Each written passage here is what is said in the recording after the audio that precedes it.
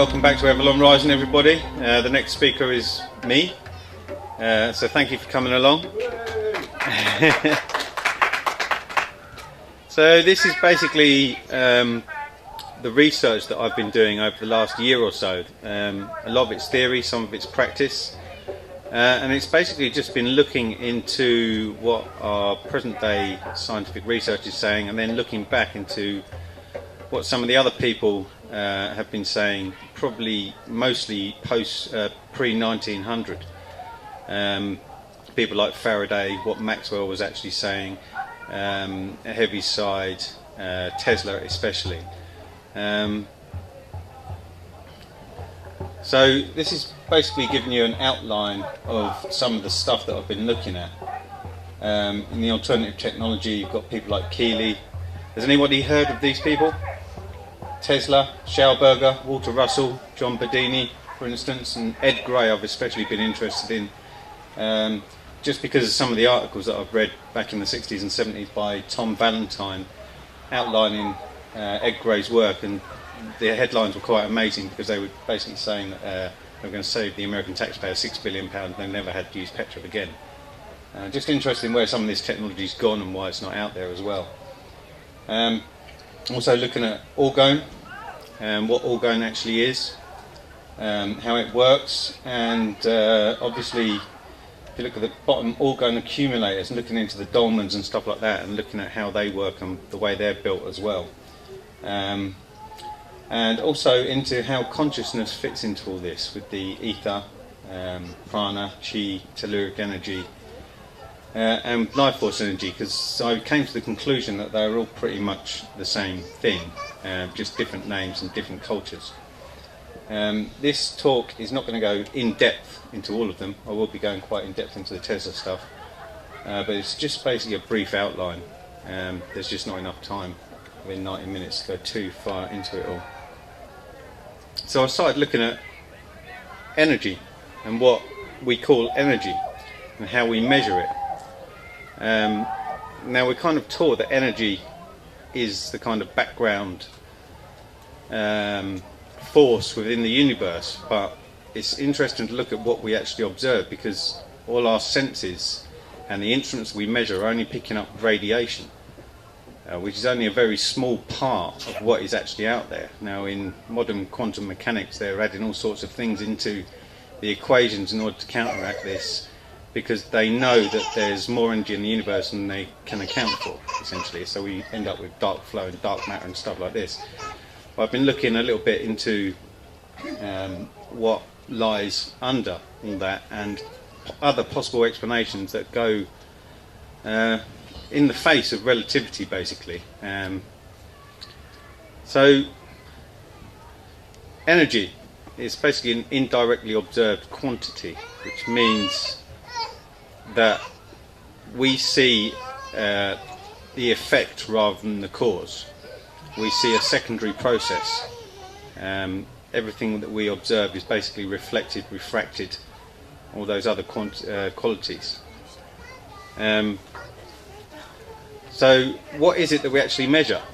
What we measure is, as I've already said, all radiative materials. If we can't observe it with our senses, then we basically build an instrument that is able to observe it. If we can't, or we haven't thought of the instrument, then we can't detect it, we don't know it's there.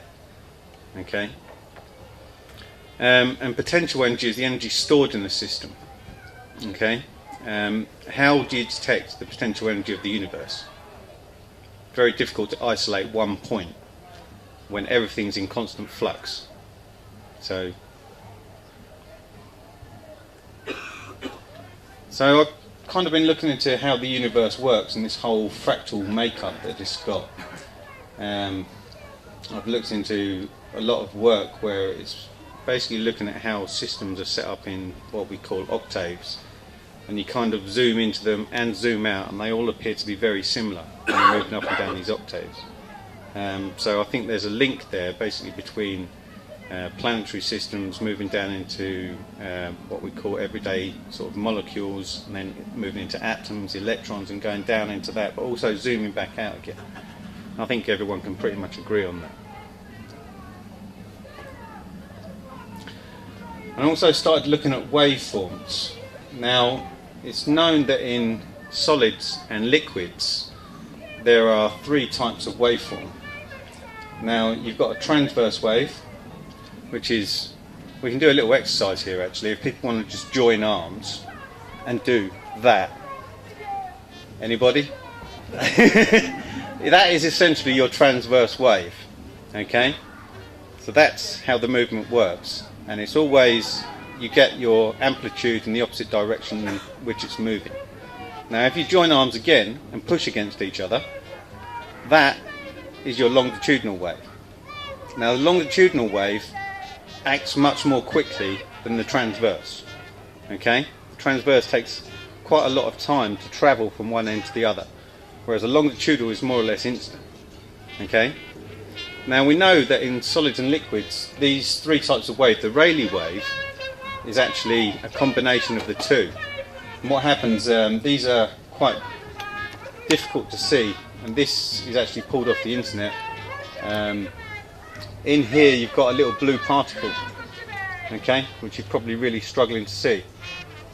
Now in these, the particle's actually moving, and what's happening is that as this wave, this is your transverse wave, you see the rarefication where the particles are slightly nearer and then further apart, nearer than further apart.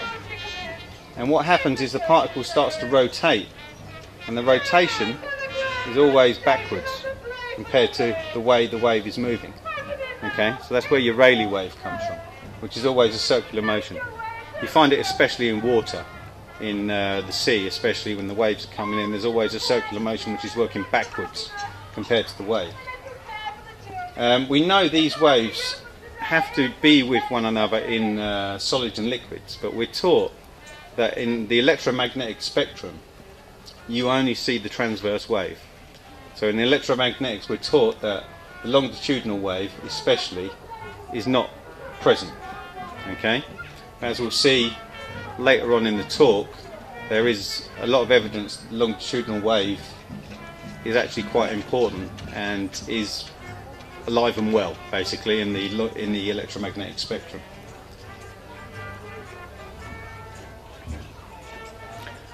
So I was doing a lot of research, especially into the stuff that Peter Lindeman's been doing and John Bedini, and I found this book, basically, which was highly recommended by Peter Lindeman. A book by Jerry Vasilitos, and I recommend that anybody who's sort of interested in alternative technologies reads this. It's not just based around Tesla, but the first sort of 80 pages or so is all Jerry Vasilitos' theorem on what Tesla was actually up to. Now, most of us think of Tesla, is everyone aware of Tesla? Yeah? And most of the time we're sort of aware of what he did with AC. Okay, the fact that he had this circular motion, magnetic current basically going around, and he basically harnessed the Niagara Falls, made AC applicable to distributive services within the electrical industry. What we're not aware of is the other stuff he was doing. He basically finished more or less with his AC projects in 1890. And from then onwards, what Jerry Vasilitos is basically saying, after looking through all the information, is that he started working with something else entirely, which was all to do with pulsed DC. He actually came across this by looking at the work of Hertz.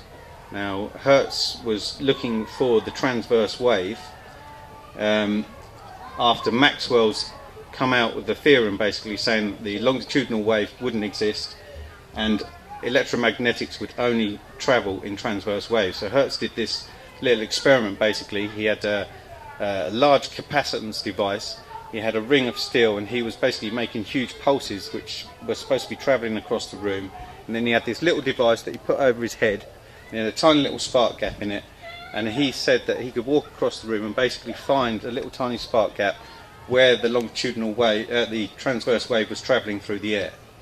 So Tesla basically tried to replicate what Hertz had done, and essentially he completely disagreed with Hertz's theorem and said that he hadn't found what he had because he wasn't accounting for the resistance within the air for the transverse wave movement. So there's no way he could have found the results. And he actually presented this to Hertz.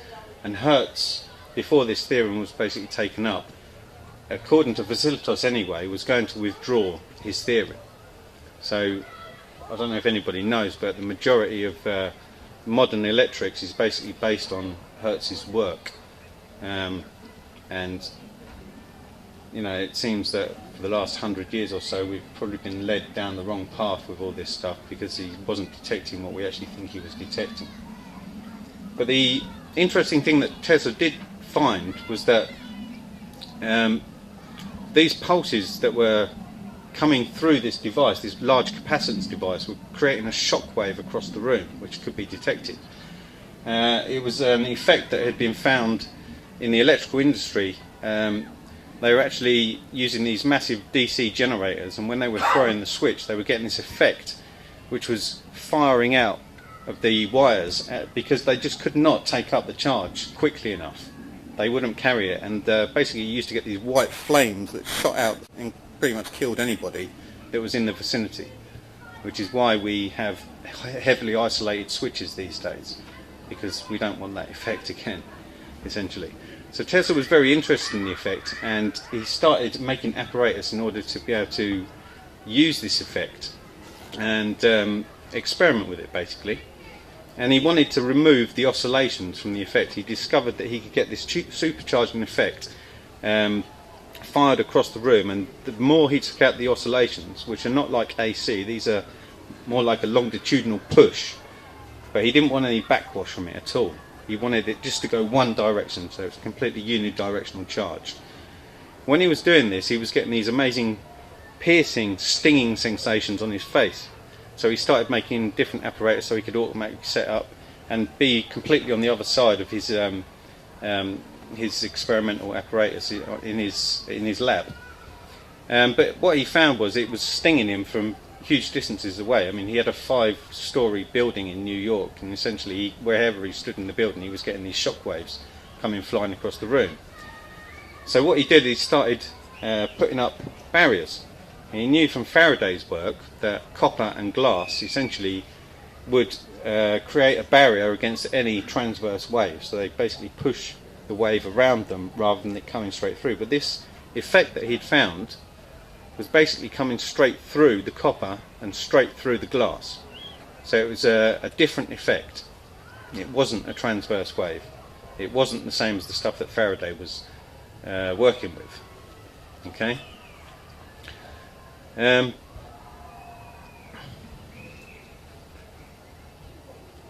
Right. Okay, so these are some of the apparatus basically that Tesla started building. This one on the left here is a counter-rotating spark gap. So this is one part of it here, and it's basically a wheel spinning with contacts on it, and this part here is spinning in the opposite direction. So he was really interested in controlling the timing on the pulses. The faster he got it, the different effects he was getting from it, as we'll discover in a minute. And these are some of the spark gaps he was using. This one here is basically a magnetic one, and he's using the magnets in order to blow out the spark so he can control the durations again. This one is really counterintuitive, because if anyone knows anything about plasma, it gets extremely hot. But he's actually blowing hot air across this one. So that, to me, doesn't make any sense, but Tesla obviously knew something that we don't.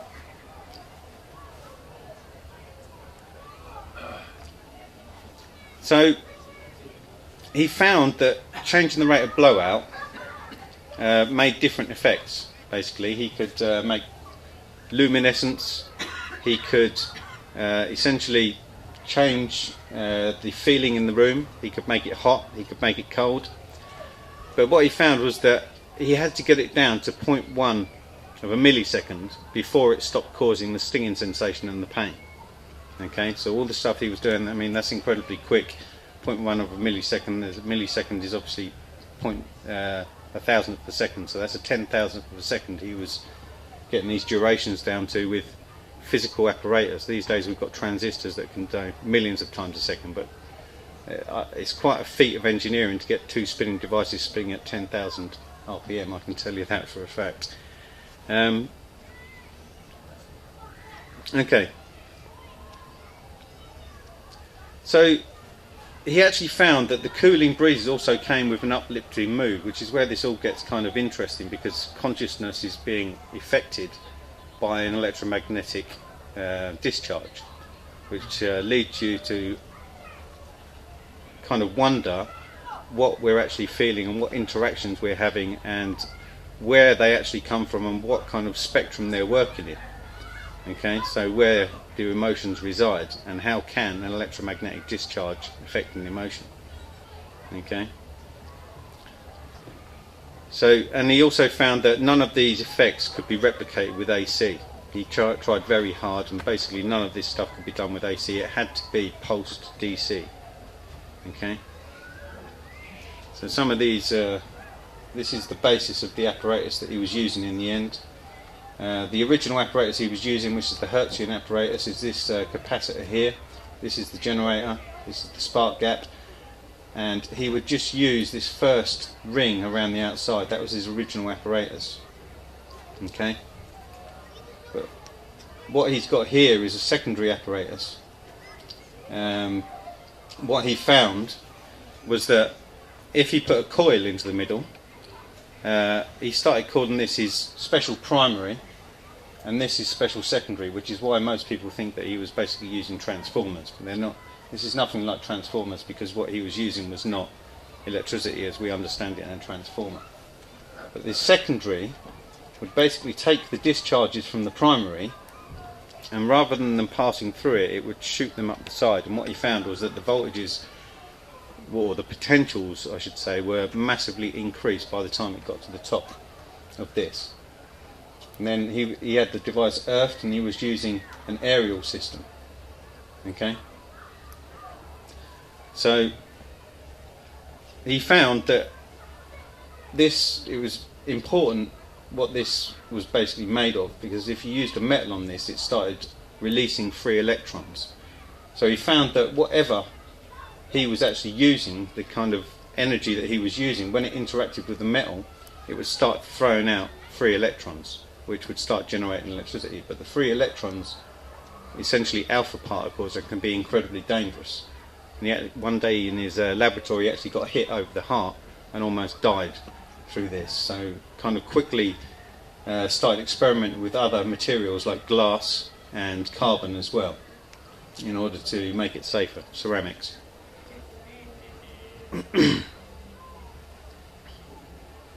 So he also found that he could change the shape of this.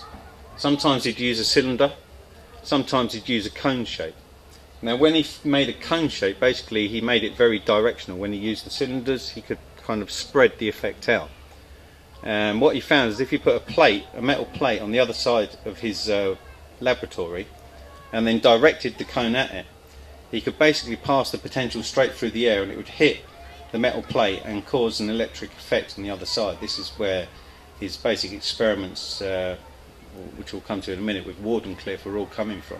He found that he could basically pass this straight across and create electric by passing it through the air rather than needing a wire. So he started broadcasting electricity effectively. So this is just a summary really of the stuff we've just been to. So he found that the electroradiant event is produced by a high voltage. It has to be direct current.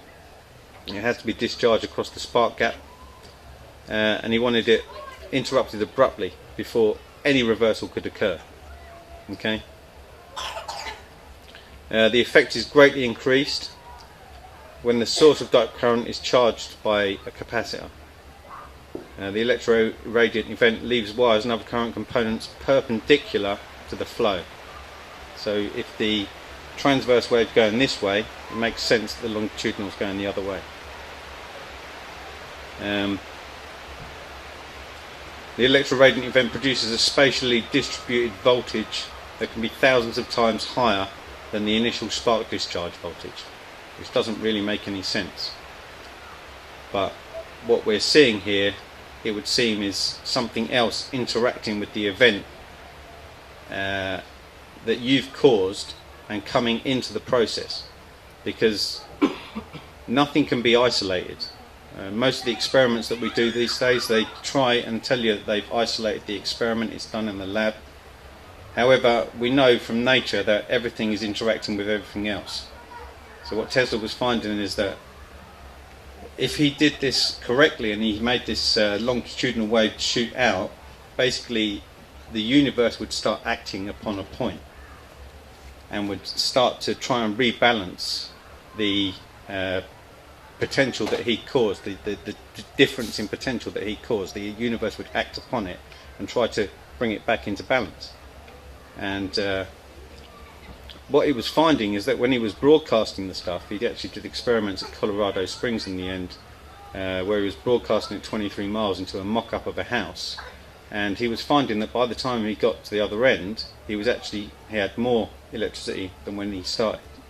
So it's actually completely the opposite of what we're used to, where we get massive voltage losses. Okay. So the electroradiant event. Didn't he blow up kind of in Colorado Springs? Didn't he blow up places? Like he was blowing up equipment all the time. He had real problems. He was blowing up straight electricity places by doing that. He did have one instance, I think that was at Wardenclyffe though, where he blew up one of the generating stations that was supplied to him by George Westinghouse. But that was later on. Yeah. So the electroradiant event penetrates all materials. It creates electronic responses in metals, like copper and silver. Okay, so the electronic response basically means that there's an electrical charge that will build up within that material that this beam is hitting. The electroradiant event with impulses shorter than 100 microseconds are completely safe to handle and will not cause the pain that he was finding in the first instances when he was doing this. And the electroradiant impulses shorter than 100 nanoseconds are cold, and they cause lighting effects which are similar or the same as the light coming from the sun, which is interesting as well, because it leads you to start questioning what's actually going on at the sun and what is actually coming in and being beamed at us by the sun. Okay.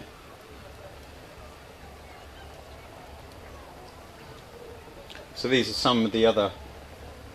This is just on the Tesla patents. This is the patent that he put in to kind of try and protect this device before he tried to get the backing to create it. As we know that he had a lot of problems with JP Morgan.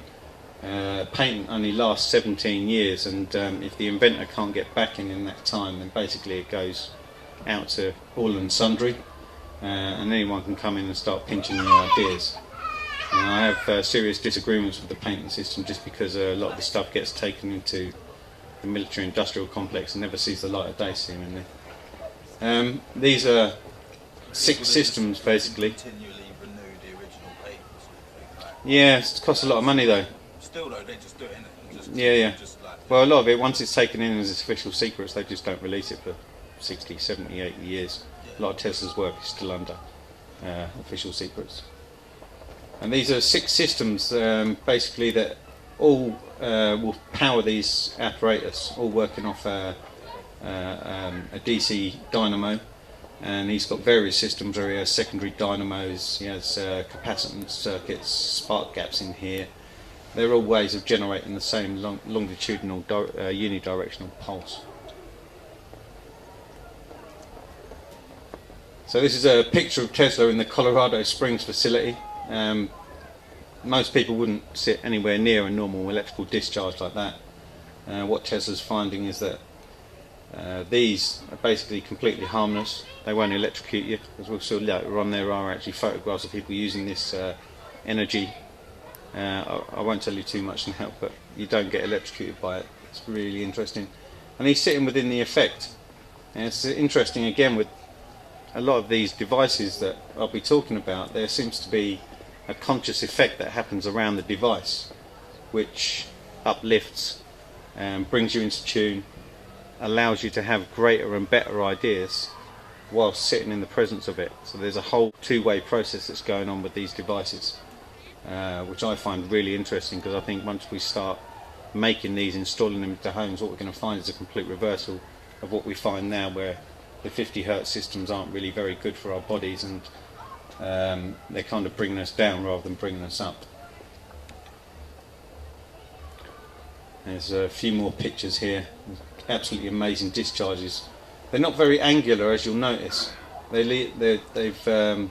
When these have been studied, they've been found to contain Fibonacci sequences. So they're almost like the branches on a tree, the way they spread out, which is not like the normal angular arc that you get. And this is the Colorado Springs facility. I've managed to...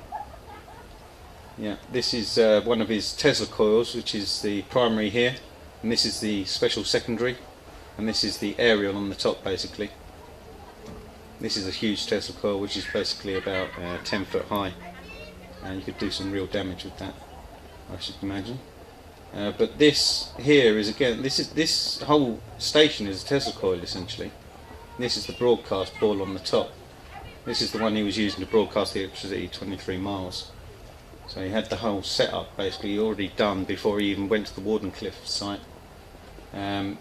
Colorado Springs was a working station essentially, but he wanted to make it bigger because he had this dream about putting it right around the planet rather than just in a probably an American wide with this system. This is one of the luminous globes. He's holding it in his hands, as you can see, and it's basically being electrified by the potential in the air. So we're not entirely sure. I've got a book all about these globes. We're not entirely sure what he was filling them with. He was doing lots of experiments with single wires, tungsten filaments, all sorts of different gases within them. But nitrogen and oxygen in the air just seem to work just as well as something like neon and argon, interestingly enough. And these are schematics for the Wardenclyffe Tower. As we can see, you've got your primary here at the bottom, this is your secondary again, you've got exactly the same setup. So he's basically just enlarging the apparatus all the time.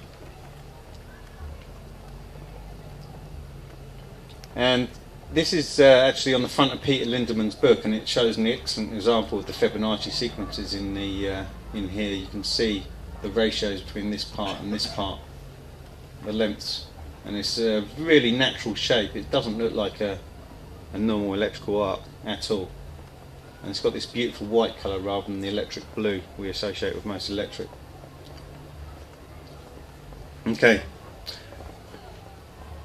so he concluded that the geometric configurations of the apparatus were splitting the electromagnetic components. So he was splitting the transverse from the longitudinal, basically. The electrons were trapped in the secondary. They didn't get a chance to flow because the duration of the pulse was too quick. So the transverse wave was basically not coming in before the longitudinal one has already travelled up the outside and shot out to wherever you're going to direct it at. Or if you want to create a field by having a cone or a hemisphere, you can create a field that goes out rather than a directional one. Okay. Now most of the coils that are being built these days appear to be based upon Sir Oliver Lodge's device, which is a purely AC device, doesn't use pulse DC. So a lot of the effects that we see on YouTube or wherever you want to look aren't actually pure replication of Tesla, and it appears that only a handful of people have been able to really follow Tesla's work and actually replicate it. One of them that's still contemporary with us is Eric P. Dollard, and he does some excellent stuff on YouTube through the Borderlands Institute with Peter Lindeman and Tom Brown. I recommend you look at that if you're interested in this stuff. He's broadcasting electricity, charging capacitors off of bulbs, which shouldn't happen, using single wires, doing stuff that basically shouldn't work with electrics as we're taught.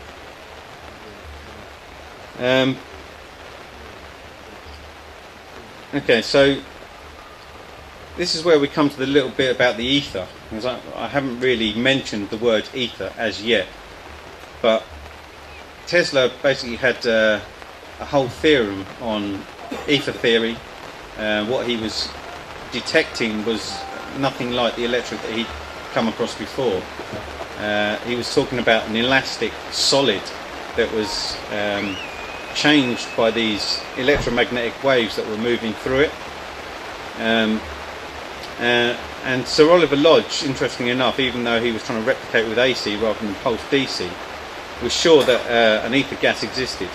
And he actually said that it had a density comparable to steel, yet still behaved like a fluid, capable of passing through most substances and permeating substances, having no terrestrial equal, basically. And Professor Dmitry Mendeleev, who we know as the father of our modern periodic table, actually had two gases that were finer than hydrogen. And the first one of those, if I get my figures right,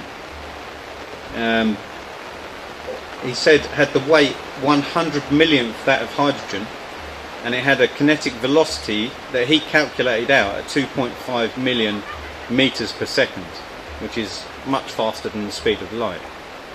Okay, but they've obviously been chopped off in modern chemistry. So where did they go? That's the question. And this is the work of Walter Russell. This is his periodic table here. It's nothing like the normal one. Basically, he looks at everything on a kind of spiral, which can also be seen as a circle, and it can also be seen as an infinity sign, depending on how people want to look at it. But the interesting thing is, everything above here, this is hydrogen, as we can see here, and all these are finer than hydrogen. Okay, all discovered by Russell, essentially. But these are ignored by modern physics, essentially. Okay. And there's a few ways of looking at the Russellian version of the periodic table here on a spiral version. And it's a shame, I've actually took the one off that is an infinity symbol which works down like that. Never mind. So after reading Jerry Facilitos' book, I eventually came upon the work of William Lynn, and with all these ether theories, you like to see if anything tallies up. So looking at Lynn's stuff, he'd basically started to name these very fine particles that Tesla was finding passing through this stuff. Basically called them the Omni, and he was basically saying that they're made up in exactly the same way as we imagine an electron and a proton in a normal atom, apart from they're much smaller. He said that due to particle size, they would pass through any physical object, basically any solid. But it's debatable whether the ether is passing through the solid object or the solid object is passing through the ether. And I would say the latter is probably the truth, seeing as everything is in motion in the physical world. The Earth spinning at 1,000 miles an hour, moving around the Sun at some 60,000 miles an hour, and hurtling after the Sun at something like 700,000 miles an hour. There's no still place, essentially. But the interesting thing is, Lynn's work basically came to the conclusion that when the electromagnetic waves from infrared all the way through the visible light spectrum came into contact with this ether, it started behaving differently. Normally it sits in neutrality and we don't know it's there, but when you pulse it with an electromagnetic vibration, it becomes this solid object to do something to the electromagnetic bonds between it, and it starts to act differently. And all Faraday, Tesla, William Thomson, who's Lord Kelvin, all come to the same conclusion. Now, ether theory is prevalent pre-1930. It seems that more or less everyone from Descartes onwards had their own version of what the ether was doing, and a lot of them tally up. Experiment that was done using X-ray spectroscopy based on Lorentz version of the ether, which was an ether which was in motion. And it seems that due to the failure of that experiment, basically they threw out ether theory from 1930 onwards, once Einstein had done his theory of relativity. However, Einstein doesn't really describe what the space-time continuum is, or the fabric of space-time as he likes to call it. He likes to tell us that it bends, but he doesn't like to tell us what it's made of, essentially. So it seems like even though the relativity guys are all talking about the fabric of space-time, they don't want to name it, and they certainly don't want to go back to ether theory for whatever reason.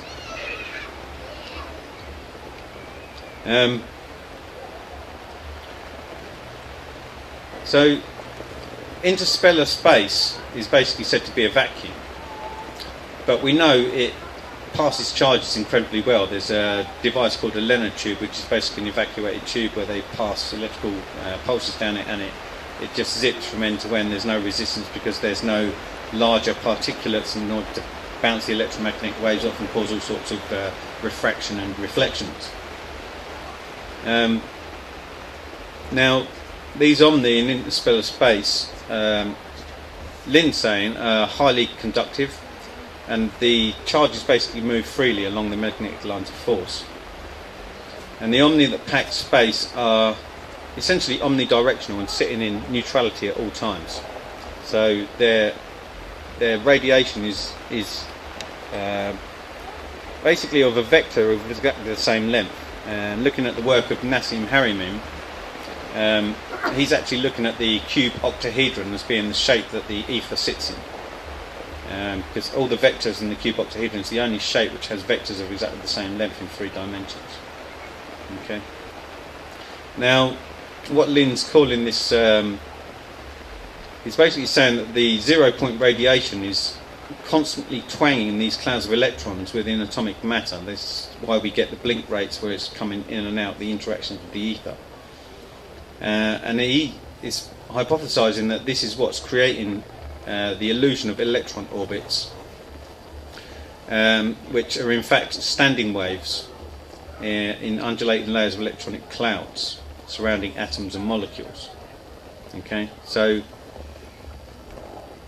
this is essentially his view of things. He sees the ether as basically being static, and the atoms of a physical object as being like a flock of geese flying through the air. So there's a certain amount of resistance between the particles. Now, Lynn's looked heavily into Tesla's dynamic theory of gravity, and what he's come up with is that the interaction between the particles moving through the ether is actually causing what we call mass and gravity. And it's a well-known fact that gravity is actually 10 to the 40, that's 10 with 40 zeros, weaker than the electrodynamic force. So you don't need very much electric in order to negate gravity, essentially.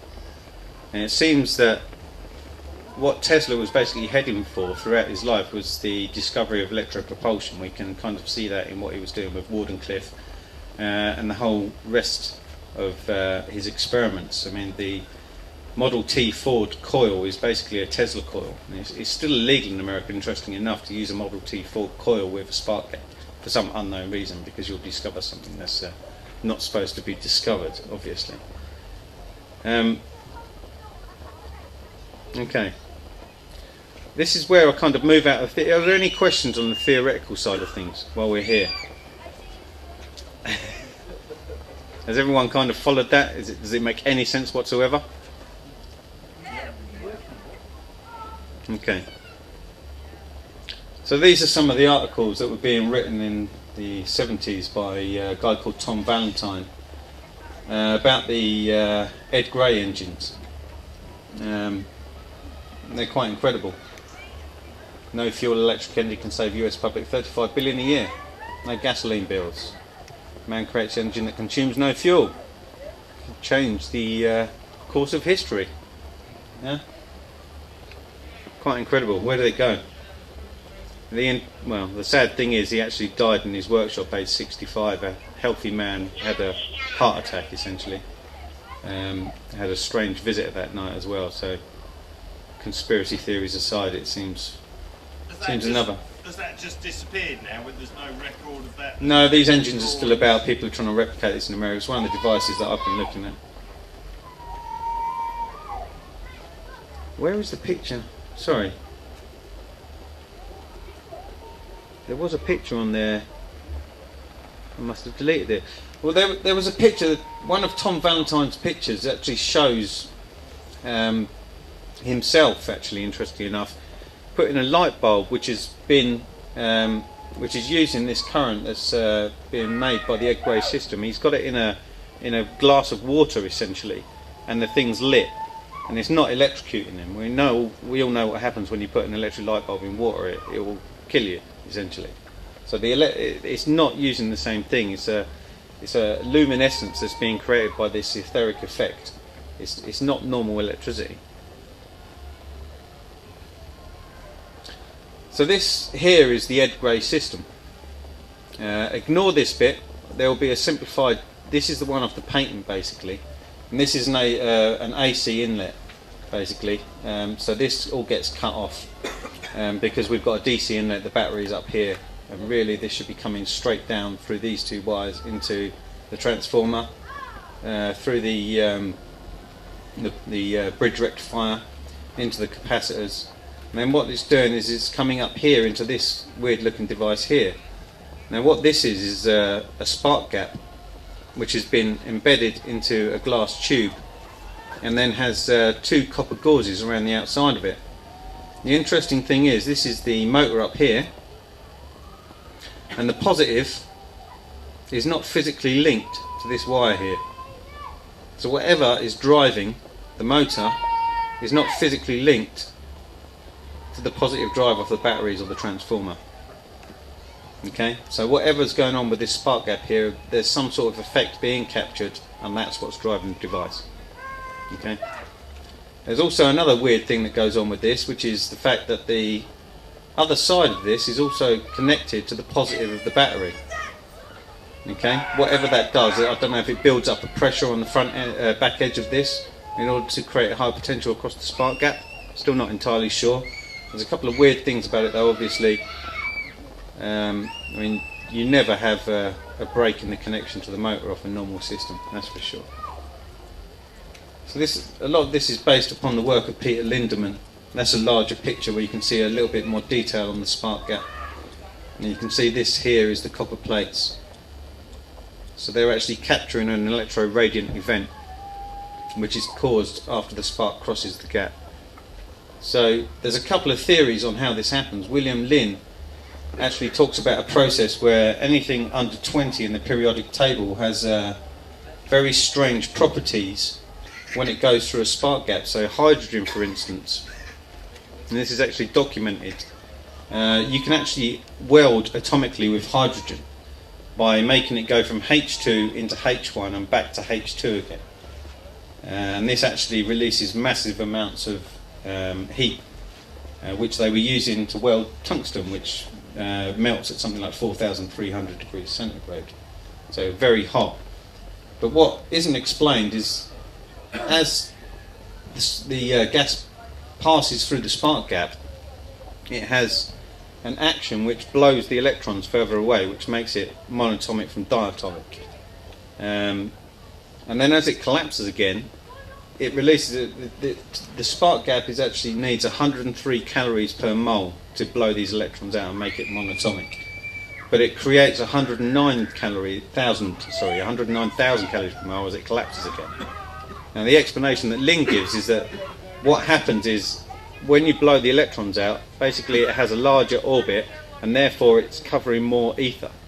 And as it collapses, its interaction with this larger amount of ether is actually collapsing with it and being released at the same time. Okay, hydrogen welding basically got swept under the carpet in the 30s and was replaced by TIG and MIG, which are inferior, to say the least. The other interesting thing about hydrogen welding is that if you capture the hydrogen coming out the other side, because it's the H2 again, you can have a circular system, and you don't require any fuel besides what you're using to fire the spark gaps. So there's no massive amounts of gas or electric needed in these systems. Lynn's actually designed a system which he's saying can be used quite easily in a house, which is basically, I meant to put it on the PowerPoint, forgot earlier on, Essentially it's got a chamber which is the gas storage device, spark gap just above it, and a heat exchanger above that. And it's basically a circular system. So the H2 basically gets pulled straight back down the bottom. And has anybody come across a PAP engine? Has anybody seen those? They're plasma engines basically, because as it passes through the spark gap you're creating a plasma out of the gas. And they're exactly the same kind of setup. Now what is happening here is you've got nitrogen and oxygen, which are both below 20 in the periodic table. And what Lynn's found is as you pass the spark gap across hydrogen and oxygen, what is released is about 12,000 volts, which if captured will come straight down this wire and into this. So there's no way you can create that amount of energy off a 12 volt battery. You're just not going to do it even with a best transformer. So you use this electroradiant event in order to capture this weird thing that happens with anything under 20 in the periodic table. It's the gases that you've got to concentrate on. There's lots of things that are under 20 in the periodic table which are metals or liquids, but the gases are of particular interest. So you're talking about things like neon, nitrogen, oxygen, hydrogen. Helium's is an excellent one as well. Okay, so hydrogen, I've just told you, is about 1,000 times, a coefficient of about 1,000. Helium's 4.3 times better than that, according to Lynn. Okay. The interesting thing is here that this essentially is the same type of thing as what Tesla was doing. So he's using pulse DC. He's rectifying this. This device here is splitting is creating AC from the batteries. Comes into the transformer because you can't transform DC. You have to transform AC. Goes back through here through the bridge rectifier, creates the DC again. Comes up, charges the capacitor, then goes through here as a unidirectional event again and creates that effect that you're looking for. So this is replacing the primary and secondary, essentially. This is your primary, this is your secondary. Okay, and it's all contained within this. And it seems that the latter day work of Tesla's was actually using these glass vials. There's a story of him with this Pierce Arrow car where he comes along with his nephew and he basically has this box in the front of the car. The engine's been stripped out. He's got an electric motor in the front. He puts these 5 or 6 vacuum tubes or glass tubes, they might be filled with nitrogen oxygen, I'm not entirely sure, into this device. He has an aerial on the top and they just drive off in the car and do test runs, and this car was outperforming all the petrol cars of the day. 70 horsepower motor running off this. Okay. And Moray was also doing the same sort of thing. If you look into the work of Thomas Moray, he's also using these glass tubes, and he's eventually, after he's got these devices down, he's running submarines and all sorts of stuff off them. So you can basically do this anywhere on the planet. It doesn't matter where you are, underwater, in the air. You can use this type of technology. And this is just a simplified version, basically, taking out all this clutter out of the patent in order to see what's actually going on. This is what's necessary in order to build the circuit. And the paraphernalia in here mostly is unnecessary. And a lot of the time when an inventor first puts a patent out, he deliberately puts things in which are superficial and not really needed in order to kind of protect it, obviously. So this is Peter Lindeman's version, where essentially he's stripped away all the other stuff and just got the absolute essentials. So if you want to replicate this system, this is the one to go for, essentially. And you can find this Peter Lindeman's book. It's called Free Energy Secrets. I recommend you read that again if you're interested in any of this stuff. It's another excellent book. Have you heard of Professor Searle? S-E-A-R-L? I have, yeah, I've looked into some of his work. It's not contained in this talk, unfortunately. It's also really interesting stuff. Yeah. So this is a diagram of the commutator which sits in the top of Ed Gray's engine here, and this is taking the electrodynamic pulses out of this spark gap. Essentially this motor is using 2 north-facing magnets. If anybody does any sort of magnetic healing, you'll know that the north side's the compressive side and the south side's the expansive side. So having 2 north-facing magnets creates a massive, it's a much better opposition than south-facing magnets, basically, and you get a huge push. And the original experiments Ed Gray was doing was to have an electromagnet that was bolted down and then a free one that was sitting on top, and these were large devices that weighed several kilos. and what he'd do is he'd fire up the spark gap, put a pulse through it and shoot the electromagnet up in the air, just as a demonstration. Sounds highly dangerous to me, but a good bit of fun. I might try it at home at some point. So what he did basically is he harnessed this, he pushes it into the electromagnets via this commutator. It's basically a very finely made engine. These are all points on here for taking the charge. It's basically timing the device, similar to the way we do it with camshafts and that these days.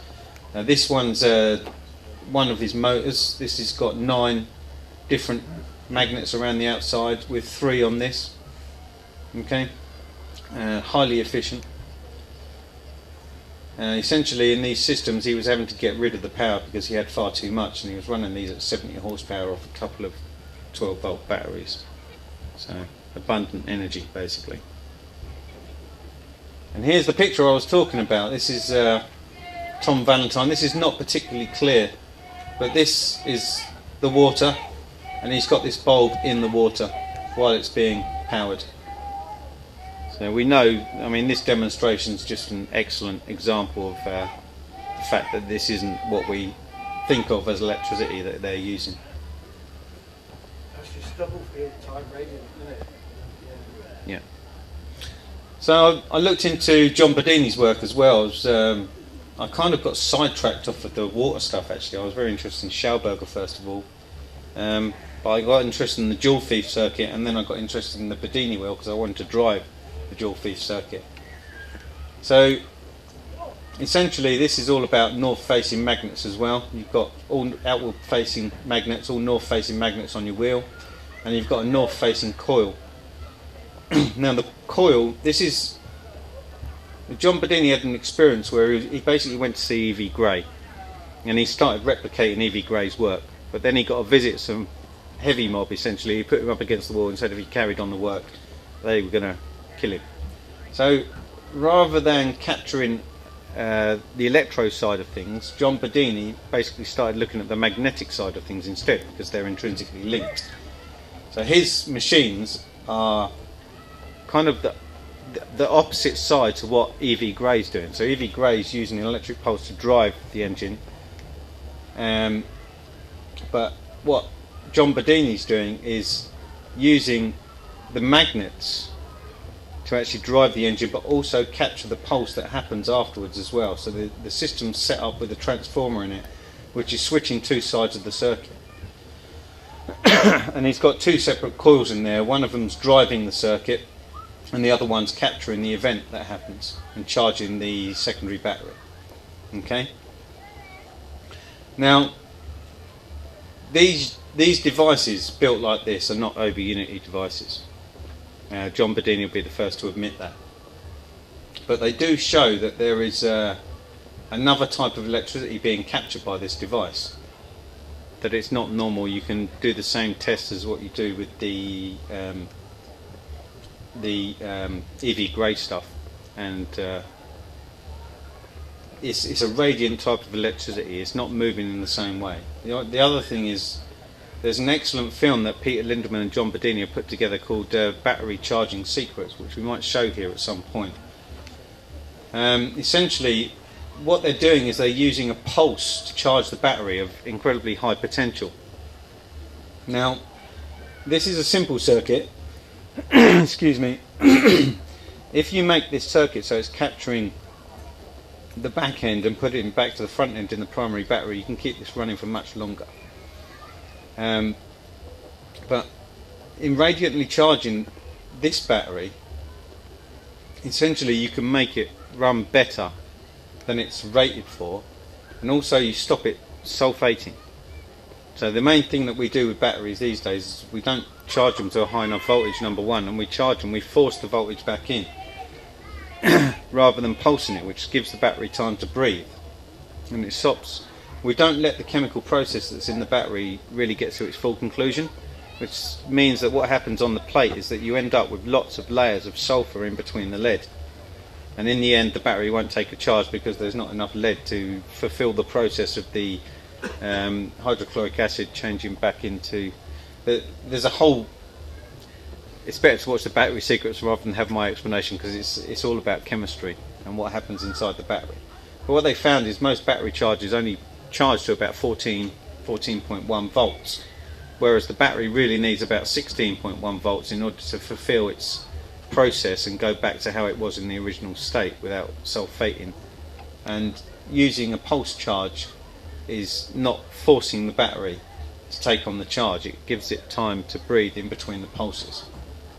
So essentially what they found is the over unity aspects of this happen in how you're charging the battery. This is what John Bedini has found, and this is an example of a 10 coil machine that he's built. There's lots of films on the internet. There's also Energy from the Vacuum, which is an excellent series. I think it's Energy from the Vacuum 2, where he's doing bench tests on this. He's spinning it out for about 10 minutes or so and charging a massive bank of batteries, more or less back to capacity. You can see on the capacity meter that he's using, and then driving a massive bank of lights again. So the device is working incredibly quickly. I mean, it's not fully explained from how much energy you're getting out of this side and how much energy you're putting into this side, essentially. And it's not from the wheel, it's from the way the battery is being charged, which is the interesting thing, and the way the chemistry is interacting with its outside environment, essentially. Okay? Any questions on that? Not a question, but just an observation that you can actually run that without the wheel at all. You can use an oscillating circuit. Well, actually, you just put a higher resistor in the beginning of that circuit, and it will self-oscillate and generate the same. Yeah, it's another weird thing that happens. Yeah. However, there's another interesting thing that happens with this. If you put a fan on the other side of this, which means you're using it to do work, the ampage will actually go down that you're driving it with. I've done this myself. Also, if you put a generator coil on there, again the ampage will drop, and you can pull about 15 volts off your generator coil, and this thing will actually use less electricity out of the battery, which is just weird. I don't know quite how it's working at this point, but it's quite an amazing effect. So you say it's not an over unity device? not in itself, but it does. They're telling you openly that it's not an over unity device. There's a lot of bullshit on the internet, but John Bedini will tell you openly it's not an over unity device. However, it does have some interesting aspects to it, such as the ones I've just mentioned. And there's also a whole battery charging thing. You have to condition the batteries because they're not used to a pulse charge. Okay. You can get charging devices from them, but what you need to do really is you need to go through a whole process of desulfating the plates. Even when you buy a battery, the plates can be sulfated already. So what you normally do is you go through a process of charging and discharging, and each time you discharge you go a bit deeper into the discharge. So normally you're told not to just take a battery down below about 11 volts minimum, but you can take it right down to 2 if you want it, you know. They tell you not to do it, but you can do that with the battery, and you can pulse charge it. I've done it. It doesn't damage the battery. So this is another device which I'll talk about in a second. This can actually be checked with a little magnetic device, a magnet meter, which will tell you north and south on the magnet on the device. Now this is all the north facing bits on the magnet, and these are all the bits that are actually physically present on the wheel. Okay, but when you check it with a magnet meter, there's actually a south pole in there as well, which happens between the north poles. Okay, so it's a scalar south pole. It's not actually present physically, okay, but it's an effect that happens due to the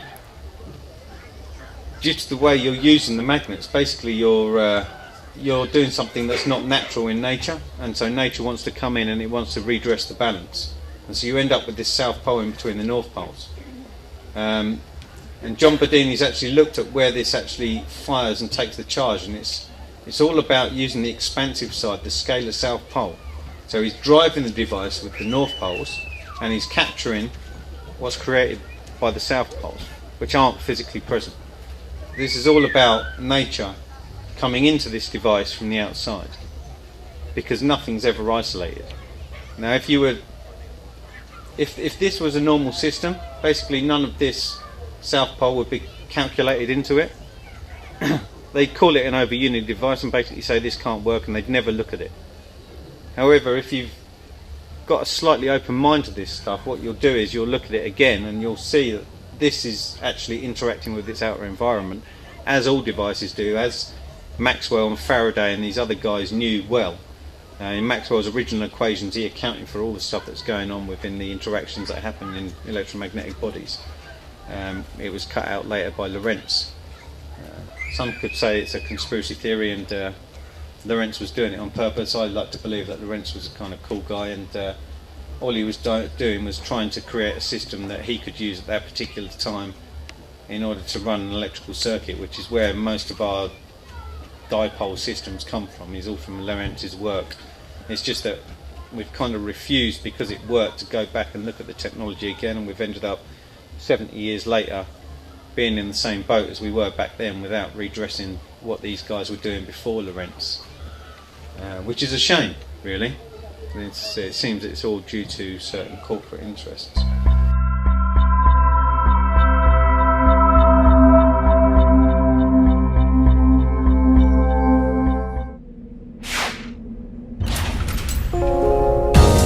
Debt Free TV, in association with GetOutOfDebtFree.org.